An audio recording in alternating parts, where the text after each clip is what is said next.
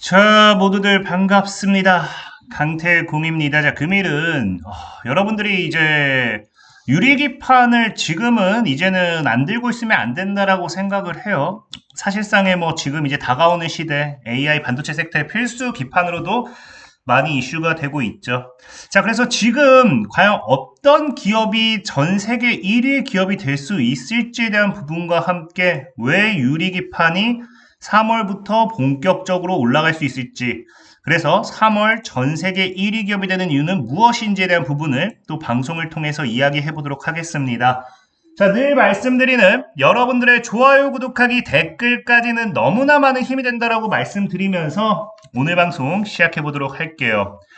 자, 일단은 지금 우리가 유리기판을 봐야 되는 이유가 어제 미국 주식에서 이미 답이 나왔다라고 생각을 해요. 최근 이제 AI 관련되어 있는 이런 우려와 함께 미증시가 내리 폭락을 했습니다. 폭락을 했고요. 우리나라 국내 주식도 같이 폭락을 했죠. 자, 그래서 어제 같은 경우는 필라델피아 반도체 지수 약 6%가 상승했고요. 나스닥도 거의 2%나 상승했는데 이것이 뭐에 대한 부분이었다? AI에 대한 이런 우려가 해소가 된 게 아니라 엔비디아가 상승해주면서 뉴욕 증시를 견인했고요. 이 상승의 이유가 철저하게 뭐 때문이었다? 저가 매수세에 따른 상승 출발이었다라고 시장은 이야기를 한다라는 거예요. 그래서 제가 어제도 얘기했지만 실질적으로 지금 엔비디아 같은 경우가 나스닥과 굉장히 같이 차트를 동일하게 만든다 했죠. 그래서 지금 어제도 엔비디아가 추가적인 하락이 나오면 정말 위험하겠지만 이 170달러를 지금 당장 깨는 건 어려울 거고 그래서 저가 매수가 유입이 될 확률이 굉장히 높다라고 분명히 말씀을 드렸던 부분이에요. 그러니까 지금 현재 그러면서 저가 매수가 이렇게 들어온다라는 건 뭐겠어요? 아직 이 AI에 대한 버블 아니면 AI에 대한 논란 이건 해소가 된 게 아니거든요. 여러분들도 알다시피 최근에 이제 이 AI에 대한 문제가 커졌던 게 이 AMD의 실적 발표 이후에 실망감이 더 커졌다라는 거예요. 사실 AMD 같은 경우도 분명히 예상치를 상회하긴 했습니다. 예상치를 상회하긴 했지만 오히려 시장이 기대한 건 뭐였다? 더 강한 실적이었다. 그래서 지금 이 결국에 마이크로소프트도 그렇고 이 AI에 대한 투자금은 굉장히 이렇게 올라가고 있는데 요걸 통한 실적은 이렇게 나오지 않는 추세다 보니까 이게 실망 매물로서 출회가 되었던 거고 투매가 나왔던 건데 엔비디아는 오히려 저가 매수가 들어온다 라는 건 뭐겠어요? 시장은 아직까지는 그래도 엔비디아만큼은 믿는다라는 겁니다. 그래서 지금 엔비디아의 이 저가 매수 유입은 그냥 우리가 쉽게 얘기하면은 이 엔비디아를 통한 AI 랠리는 계속될 수 있다라는 또 기대감도 줄 수 있겠죠. 그럼 과연 지금 시장이 기대한 게 뭘까를 본다라고 하면은 사실 제일 중요한 게 첫 번째가 이거 같아요. 지금 이제 당장 다가오는 게 뭡니까? 2월 25일이면은 엔비디아의 이제 4분기 실적 발표까지 나옵니다. 그러니까 이때까지는 뭐 한다? 엔비디아의 실적을 까놓고 보기 전까지는 굳이 찍어 누르지 않겠다. 아니면은 굳이 지금은 이탈을 해야 될 부분은 아니다라는 게 시장에서 받아들인다라는 거고, 그리고 사실은 제일 중요한 게 실적 발표도 실적 발표겠지만 이제 다가오는 게 또 뭐가 있습니까? 당장 3월 달이 되면은 제가 3월을 이야기한 게 뭐 때문이다? 엔비디아의 또 GTC 2026이 일정이 잡혀져 있어요. 그렇기 때문에 지금 2월에서 이 엔비디아의 실적이 받쳐주고 그 다음에 3월에 GTC에 대한 모멘텀이 어떤 거냐에 따라서 관련주들이 엄청나게 올라갈 수도 있겠죠. 물론 2월 달에 엔비디아의 실적이 말도 안 된다고 하면 이때부터 AI도 대폭락 나올 거예요. 이거는 그래서 2월 달에 이걸 엔비디아의 실적이라든지 예상치에 대한 기대감, 시장 분위기를 좀 보고도 좀 이제 투자 전략을 바뀌어야 되는 부분이고, 현재로서는 어쨌든 시장은 아직까지는 엔비디아의 실적을 실망할 건 아니다라고 느낀다는 거고, 그리고 뭐까지 간다? 3월 달까지 간다라는 거예요. 그럼 이제 이 GTC에서 사실 이제 우리가 주목해 볼 수 있는 게 왜 우리가 유리기판을 봐야 되냐고 하면은 과거에 이미 엔비디아가 얘기했던 게 뭐다? 이 GTC에서 내년 3월부터는 루빈 울트라와 뭐한다? 페인만의 아키텍처를 예고했다라는 거예요. 그러니까 새로운 이제 AI 칩에 대한 부분, 그래서 이제 GPU에 대한 부분에 있어서 새로운 이 칩을 공개한다는 거겠죠. 그래서 지금 현재 여기서부터 유리기판이 떠오를 수밖에 없는 게 뭐냐고 하면은 이제는 여러분 보다시피 루빈이 뭐 하게 되느냐? 패키징 기술에 대한 완전 대전환이 나올 수밖에 없어요. 지금 이런 이 GPU와 HBM 간의 연결수가 루빈 세대에선 이 정말로 급격하게 폭증하는 수준이고요. 그 다음에 최대 1500W에 달하는 전력 소비가 예상이 돼요. 근데 문제는 뭐냐?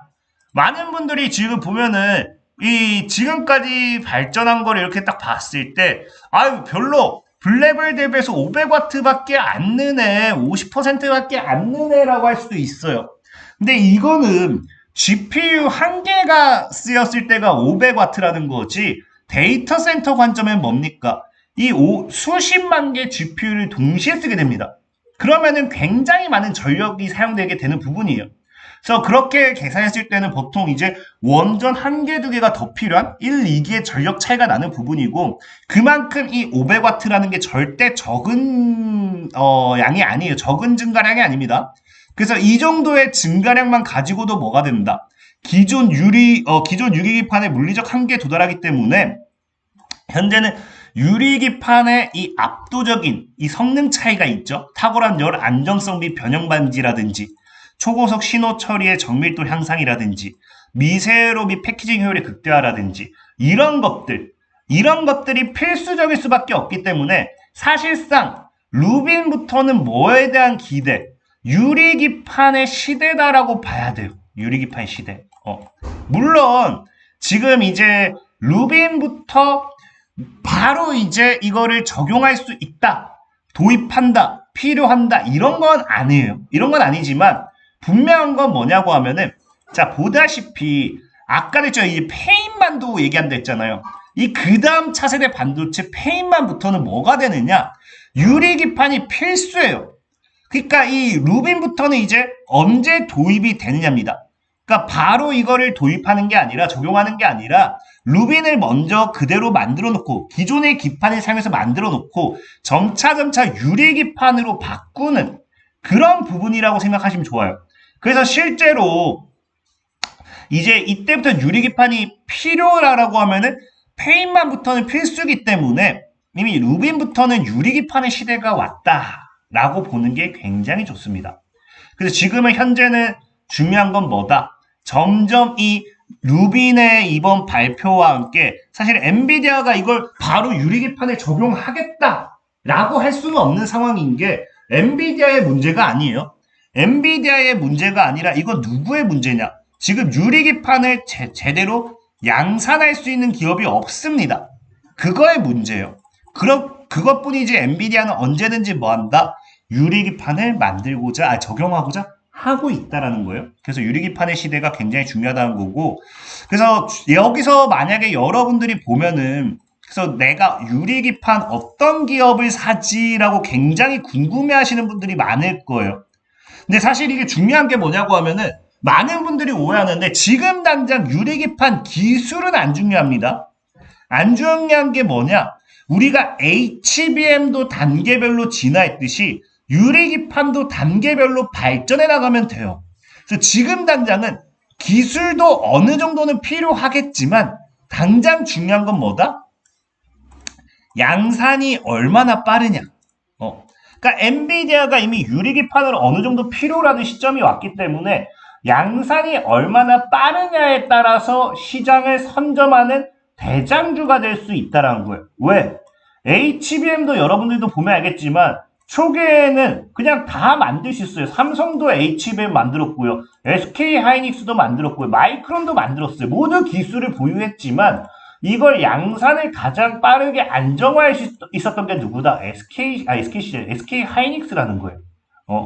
그래서 얘네가 먼저 엔비디아에 공급을 하면서 독점 공급과 함께 이렇게까지 주가가 올라갈 수 있었던 거고, 지금도 뭐다? 지금도 SK 이런 유리기판 같은 경우도 누가 먼저 양산을 하느냐에 따라 가지고 시장 독점의 가능성이 열린다는 겁니다. 그래서 지금 현재는 뭐다? 유리기판 누가 먼저 양산하느냐, 이 부분을 주목해 봐야 되는 거고, 그래서 어쩔 수 없이 시장에서 계속 부각되는 게 그래서 SKC예요, SKC. 현재 SKC가 이제 자회사 앱솔리스를 통해 가지고 이미 뭐 했습니까? 이미 샘플 테스트 물량은 생산했어요. 그리고 27년부터 30년 본격적인 시장 확대에 따라서 여기서 LG 이노텍도 양산한다고 하지, 삼성전기도 양산한다 하지, 인텔도 양산 목표로 하고 있지. 가장 빠른 건 SKC라는 거 우리가 부정할 수가 없습니다. 그래서 지금 현재 그 양산의 가능성, 속도만 봤을 때는 저는 SKC가 대장이 되는 게 맞다 생각하고 있고, 어제 또 안 좋은 뉴스가 나와서 이걸 가지고서 좀 이제 물어보는 분들도 있어요. 아니 근데 SKC가 보면은 유리기판 양산 시점이 안개 속이다, 기술 난제 부닥쳤나 부딪혔나 뭐 이런 얘기를 하는데, 여기도 나오지만 SKC가 기술이 없다라는 게 아닙니다. 이 기술 난제가 유리기판에 대한 난제가 아니에요. 왜? 여러분들도 알다시피 이미 SKC가 뭐 했습니까? 얘네 같은 경우는 이미 샘플도 출하를 했어요. 고객사 요구 구체화하면서 뭐 수요 기대하면서 유리기판에 대한 부분을 이미 샘플 테스트를 이미 그 프로토타입 샘플 제작을 완료하고 고객사에 제출을 한 상태입니다. 그러니까 유리기판을 만드는 기술이 있습니다. 문제는 뭐냐?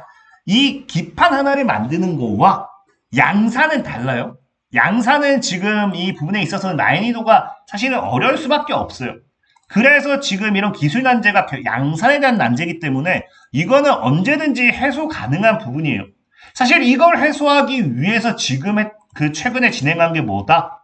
최근에 진행한 게 제가 보는 거는 앱솔리스 CEO를 교체했다고 하죠. 그래서 여기도 나오지만 상용화의 속도를 낸다는 건 양산의 속도 낸다는 거고, 특히나 이제 인텔 하이닉스 출신 강지호 대표, 반도체 기술 전문가라고 하죠. 그래서 고객사 샘플 제공 실행 속도도 올린다라고 하는데, 이거 자체로도 굉장히 의미가 큽니다. 그러니까 인텔, SK하이닉스 출신 반도체 기술 전문가라는 거는 실제 반도체 양산에 대한 경험을 보유했다는 거예요. 양산 경험. 그러니까 지금 이 SK하이닉스의 유리기판 양산이 점점 어려워지는 느낌이기 때문에 이 경험을 보유한 사람을 대표로 선임을 했고요. 그러다 보니까 이제 SKC가 이 앱솔리스가 미는 방향이 이제 연구 중심이 아니라는 거예요. 연구는 끝났다. 이제 연구 중심이 아닌 기술 개발 중심으로서 양산에 본격적으로 돌입한다라는 거예요. 그래서 이게 본격적으로 끝나는 타이밍부터에서는 오히려 엔비디아도 아까도 얘기했죠. 엔비디아가 지금 유리기판을 안 쓰고 싶어서 안 쓴 게 아니에요. 유리기판을 만드는 기업이 엔비디아가 아닙니다. 만드는 기업이 있는데 이걸 지금 안 만들어주니까 못 쓰는 거기 때문에 엔비디아의 입장에서는 언제든지 이게 양산만 돼준다라고 하면은 통과할 부분이다. 저는 지금 SKC 같은 경우가 지금 이렇게 조정을 주고 있잖아요. 지금 조정 주고 있을 때 일단 상승 추세는 그대로 타고 있고 10만원대를 깨지 않는 새서 여러분들이 이 구간에서 잘 분할매 포지션 잡는다라고 하면은 저는 신고가는 충분히 노려볼 수 있는 게 SKC다 라고 좀 말씀드리면서 오늘 방송 마무리하도록 하겠습니다. 자, 모두들 안녕.